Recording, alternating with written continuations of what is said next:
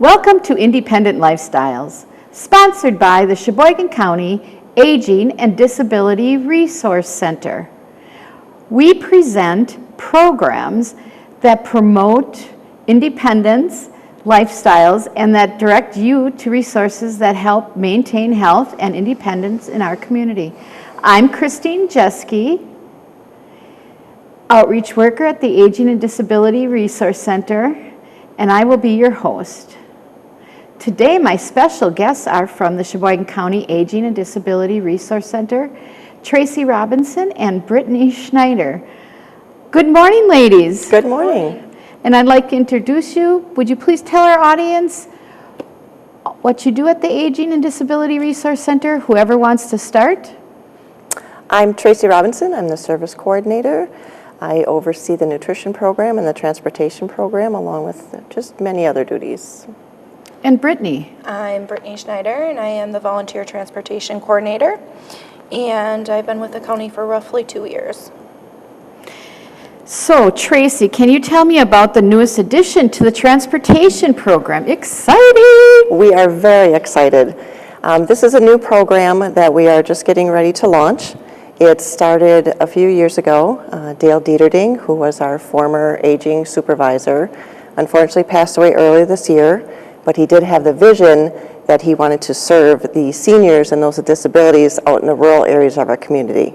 Sheboygan has a fantastic public service as far as their transportation program goes for those in the urban areas, but there's not much out there for the rural people. So this is a program that he had envisioned that he wanted to get started.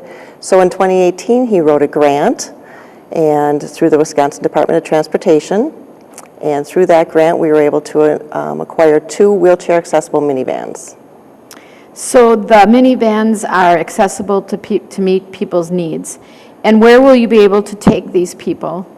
We are going to be able to service folks. Our primary goal is going to be for medical and nutritional needs. So to medical appointments, doctor appointments, vision appointments, hearing, those kind of appointments. We also will be taking people to meal sites, and our big focus is going to be on the grocery stores for the rural areas. That's really wonderful because a lot of people that are homebound don't get a chance to go to the grocery store. And is it going to be a weekly thing, or are you going to start out monthly, or? We're hoping to start off weekly. That's our goal, is to end up weekly. It depends on how many drivers we can get to fill the spots that we need. If we only have some to start off monthly, we'll certainly start there. Yeah. For an example, if you go to Random Lake, it's 10 miles to the nearest grocery store. Isn't that something? And if you don't have transportation, that can really impede your lifestyle. And why was this such an important vision to Dale? Dale had a disability his whole life, and later on in the years, he also had to use a mobility device. So he has firsthand knowledge on what it takes to get people in and out of a vehicle, get them to a store, and it was so important to him to be able to meet the needs of those that have a disability, especially in the rural areas. Mm-hmm. This is what I think, and maybe you'll agree with me. Once we get this program started, then it'll become a real big deal because there's such a need, but we got to get it going first. We do. It's been a long time coming. We've had a lot of demand, a lot of requests for it throughout the county. The seniors especially have been calling, and so as soon as we can come up with enough drivers to fill those spots, we'll have the vans on the road every day. So can you give us some examples of what rural area you guys will be transporting from? A lot of the southern areas, we want to do the Oostburg, and we want to do anything farther south than that. We're looking at the Random Lake, we're looking at Adel. So anything that's considered the rural area where there's no public transportation available. Mm-hmm. So these vans are in memory of Dale. They are. How wonderful. Yeah, they're beautiful. I've driven them and utilized them myself for people. So, do we need additional drivers for our program? We absolutely do. Mm-hmm. We absolutely do. We work hard at trying to do some outreach to get drivers to come and volunteer for us. We're asking that, if they can donate even 1 day a week, just for 4 hours, that would fill a time slot to get a whole group of people to take them to a grocery store. And so that's really what we're looking for. And is the driver in charge of providing their own insurance, or how does that work? Nope, the driver would come and meet with me. We'd review the program. We do background checks on all our drivers and make sure that they have a good, safe driving record and a valid license. And from that point forward, then, all the insurance is all covered through the county. So the person driving is covered and the passengers? Correct. And does that driver get paid for his time? Because it's called a volunteer driver program, so does that mean you're donating all your time, or? We are paying the drivers 51 cents a mile from their home to wherever the vans are located. And then from that point forward, then it's all volunteer from the time they drive the vans, and then we'll pay them again from the time they take their vehicle from the parking lot back home. That's nice. And could you tell us a little bit about how do you become a volunteer driver, Traci? Well, all you have to do is fill out a short application, and you just come and meet with me and Brittany, and we just review the program with you, and we do some training, and we ask that you attend just 2 driver trainings a year. Is there a background check done? Background checks, driver's license check. Just make sure you have a safe driving record. Our population that we serve is very vulnerable.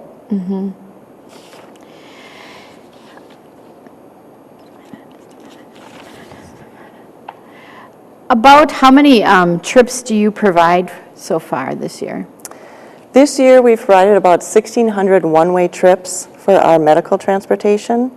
We have volunteer drivers who use their own vehicles, and they'll pick up seniors and take them to medical appointments. And currently, we have about 25 volunteers that have done the 1,600 trips so far. Yeah. And do you find that they're repeaters that do it? I mean, people that utilize it most often? As far as the drivers or the riders? The riders, I'm sorry. Yes, the riders, yes. We have quite a crew that use it. Some go to dialysis 3 days a week. Some of them just go for other treatments at the hospital. But most of them just have their single medical appointments at different facilities. And that kind of establishes a camaraderie between the driver and the passenger, because sometimes you get the same driver, I would assume? A lot of times the passengers will request a driver. They'll kind of build up that connection, and then they will, ask if that driver is available. We do our best to accommodate that. Most of the drivers are pretty proud to have had someone request them. Yeah. And so they'll do that. They build up that bond, and sometimes we find that they even do things with them outside of our program. So it becomes a relationship It almost, does. and that's allowed. It does. Absolutely, absolutely. That's wonderful. And I'm wondering, Brittany, what are your requirements for using the service? So once they are enrolled in the program, because you do have to do a questionnaire over the phone and a home assessment, has to be completed to make sure that the program is suitable. And then you would call with your date, time, and location of your medical appointment with proper notice. And then I would start calling the volunteers to see if anyone is available on that day. And what age groups do you utilize? Are we able to utilize this program? So we're able to service those who are 60 and better, and then also for the extended program, those who are 18 to 59 with a qualifying disability or 60 and better. And what happens somebody has a wheelchair and they're getting into a normal, a car? Typically, with that situation, if they're able to transport themselves, then we could transport them in either program. If they need to stay stationary in that wheelchair, then we would use the accessible vans, and they have a ramp that comes down to make it convenient, and then there is the wheelchair securement system in the vans also. So would you say that if you're going to use your program, the program that we're talking about, for just the drivers, the medical driver's appointment, that they need to be able to care for themselves, such as like a taxi service? Yes, so our service is very similar to a taxi service. We're not a medical transport, so the drivers have very little ability to assist. We need to make sure that they're independently able to get in and out of the vehicle for the volunteer driver program, where the extended program that we're trying to launch and get running, that would be a little different requirements because it has that accessible ability. Okay. Now, once you have the the trip scheduled. Can you tell me a little bit about the process? Yeah, so, So when they call? okay. So when they call to give me their appointment information, I work on finding that volunteer that's available. Once I have that commitment from a volunteer, I would call the individual receiving service from us back with their driver's name and their pickup time. And then do the two communicate together, or is it done basically through you? So most communication is all done through me. We do have a few drivers that have been with us for a very long time that have developed their own little system that works best for them. Some of them do reach out to the individual they're transporting just to develop a little bit of a bond and introduce themselves prior to the pickup. It's not a requirement. Is there, I have two things I want to ask you. If they receive any type of government benefits, such as medical assistance, are they eligible to ride with your program? So with the medical assistance, they do need to contact that provider first to see if they're offered transportation by the provider.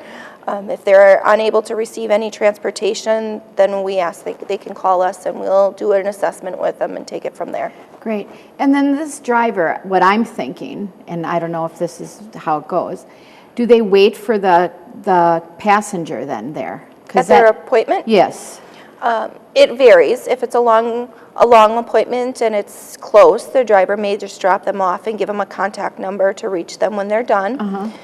If it's a long distance trip and it's going to take several hours, the driver may go out for lunch or go shopping and then also provide them with a contact number to reach them when they're done. Okay. If it is a shorter appointment, the driver may go in and wait in the lobby or sit in the vehicle and read. It's up to the driver's choice what they would like to do. So I would be safe in saying that if you picked me up to go to my doctor's appointment at 1 o'clock and the driver would just probably wait there because it's usually like a 45-minute appointment. They have that choice of waiting. I really think that's a really great benefit. There are some exceptions, though. We try to utilize the drivers as much as possible if they're willing to take an additional trip. So sometimes if you even have a shorter one, we may have the driver scheduled to go do another transport, and then he or she would return for you as soon as they drop the other individual off. Yeah, and that's mainly because we are short drivers. Yeah. Shorter drivers, yeah. What I was going to say. The nice thing about the drivers that we have now, they are all so willing to extend that helping hand. You need to be independent, like Brittany said, to be able to get in and out of the vehicle and get to your appointment, but they have no problem coming to the door, and they'll carry a bag for you or offer you an arm for stability. They'll do the same when they walk you into your appointment. You do need to be able to do it yourself, but they're there to help and just give that little extra comfort. So then, let's say somebody gets a prescription, and is the driver allowed to go pick that up for them? Yes. Like go to Walmart?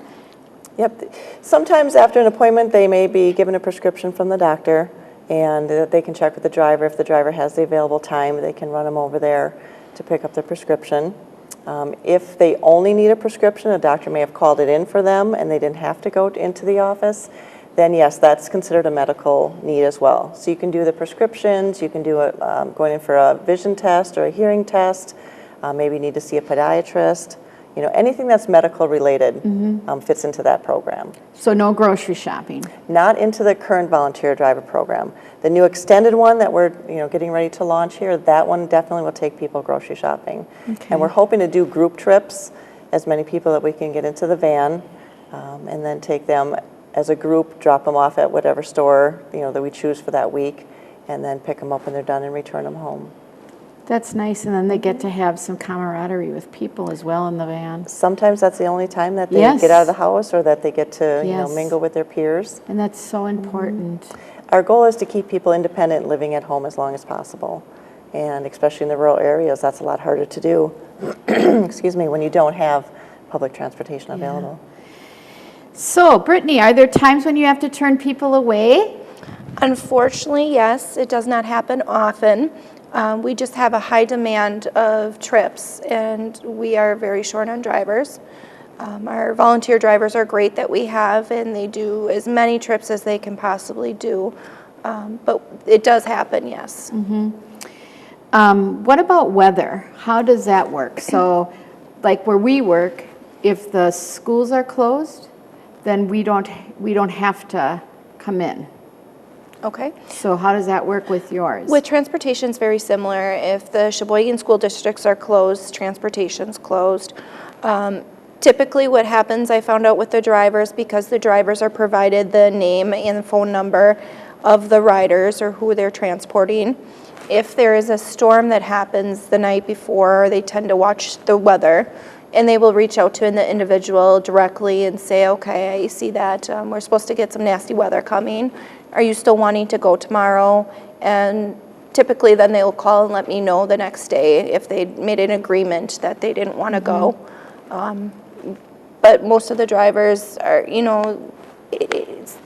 most of the individuals that receive transportation don't want to go out in the bad weather either, and that's the safety of the drivers and the individuals getting transportation. Yeah. If they're a long distance trip, say they're taking someone to Milwaukee and it's bad weather, then what we'll do is we leave it up to the driver. Even if schools don't close but they don't feel comfortable driving, we certainly don't want to put anybody in a position that they're not comfortable in.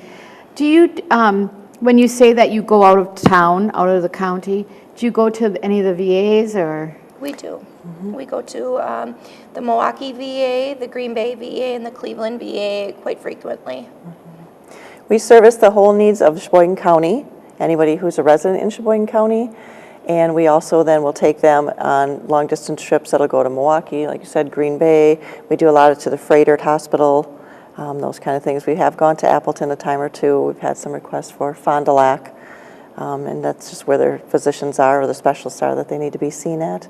And is there a certain amount of time that you have to call our office prior to your appointment?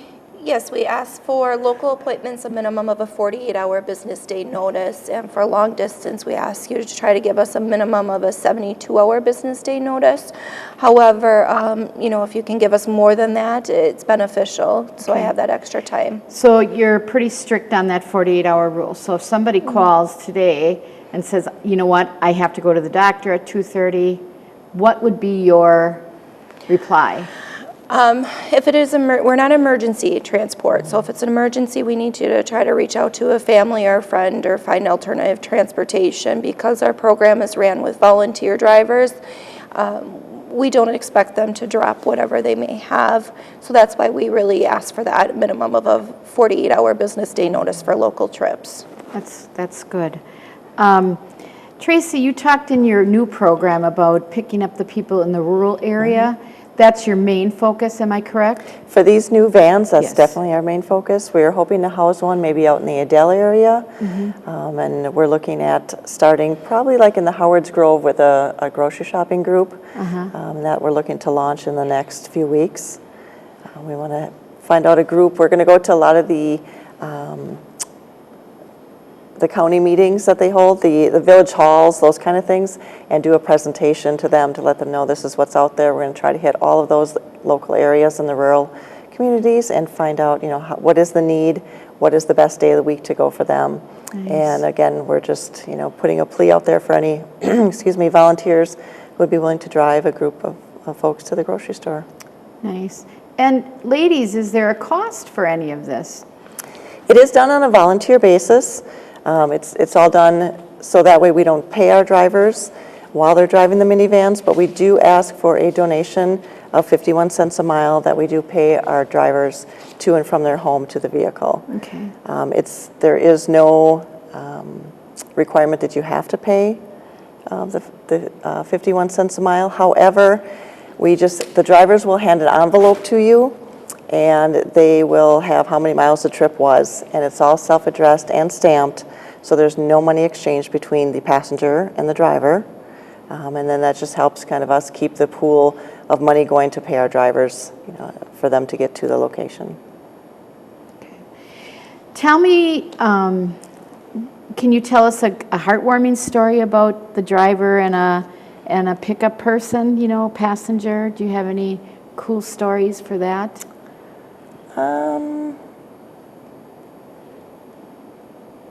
do have a female driver who has taken a gentleman probably for the last, maybe 8 months or so to his treatments. And he has, on occasion, just gotten her a little card, a little thank you card, or just, a little trinket that he had that meant so much, to him, that he would give to her, because he said without her, he would not be able to stay in his own home, and he would have to be placed in a facility, and that's the last thing that he wanted to do. And with him being able to get these treatments on a regular basis, he has become well enough now that he can stay independent in his own home and is able to drive again and get to his locations where he wants to go. That's by wonderful. himself. Yeah, that's it is a great awesome. story. Brittany, how long have you been in this position? Almost 2 years. And do you have a schooling for it, or how did you begin? I do not have a schooling degree that actually is directly with this program, but I am going to school for business management and supervision. But this position takes a lot of organization and scheduling and Yes. back and forth with phone calls, data entry, so it is. And it's grown a lot. It has. Actually, I just mentioned to Traci this month we have the highest amount of volunteer hours we had so far this year. We're at 226 volunteer hours so far for August's entries. Wow. And that's not calculating everyone's yet.